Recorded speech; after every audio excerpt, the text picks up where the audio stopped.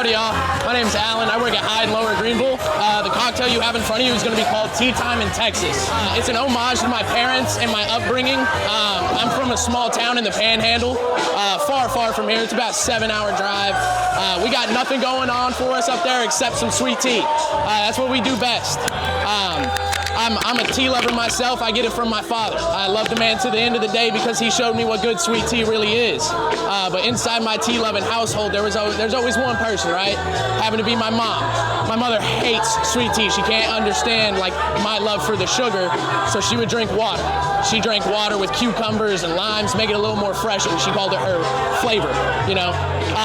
So when I heard we were doing a riff on the Eastern Standard, I immediately thought of my mother from cucumber and lime, and I'm like, okay, I can make something work. I can relate it to my mom.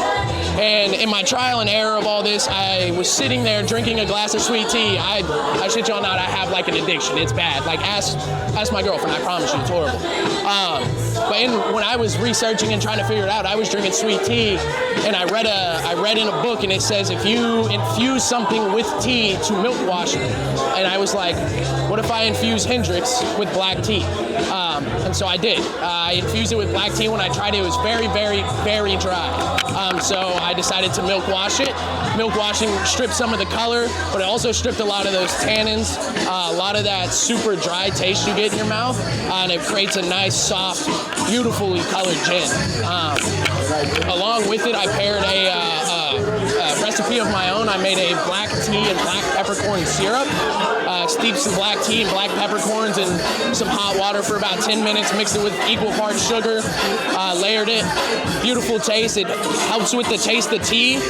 When the cucumber and mint and lime try to take over, it boosts that flavor of tea, and the black peppercorn is some nice spice to help round it off. Along in there, I also have Zucca Rhubarbaro. It's a rhubarb liqueur made in Italy. It's a long line, back into the 1830s, way before any of us were around. But rhubarb also is a little inspiration from my grandmother. My grandmother makes a kick-ass rhubarb pie. I'm telling you, man. I'll bring you some eventually.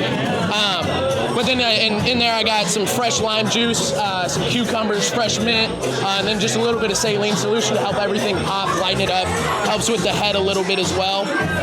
Your garnishes here is just going to be a cucumber roll, stabbed on a toothpick flying the Texas flag because, well, obviously Texas. And then on the side, it's got a black tea bag, the actual black tea I did use in the syrup and in the gin, just to help with the aroma again. The ice I use is Pebble Ice because it's my favorite ice. Being a kid, I would just eat ice, especially going to Sonic. Sonic's got that great ice. So this is actually ice from Sonic. I picked it up today. And then your glasswares, I don't know if y'all noticed it or not, they're all different. I tried to figure out how can I stand out, and along thinking with my family and especially my grandmother, my grandma didn't have a single glass or cup or anything that matched. She just kept a cool jar, kept it in her jar cabinet, and that's what we drank out of. So I did the same thing. I found a couple of cool jars, brought them, and here we are. Truly, it's just who I am. That's all this is. This is me. This is me in a glass. From my mother to my father to my grandparents to everything else around me and how I was raised, this is it. So please sip and enjoy a little tea time in Texas. Any questions?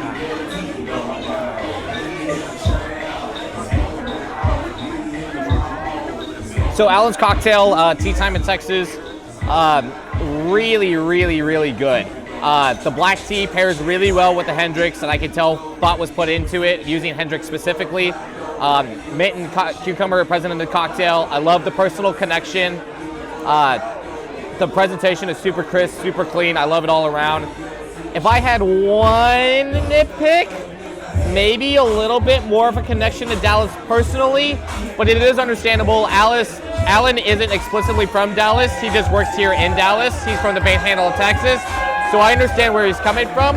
That's the only real nitpick that I have, but otherwise, great job, Allan. You did a fantastic job.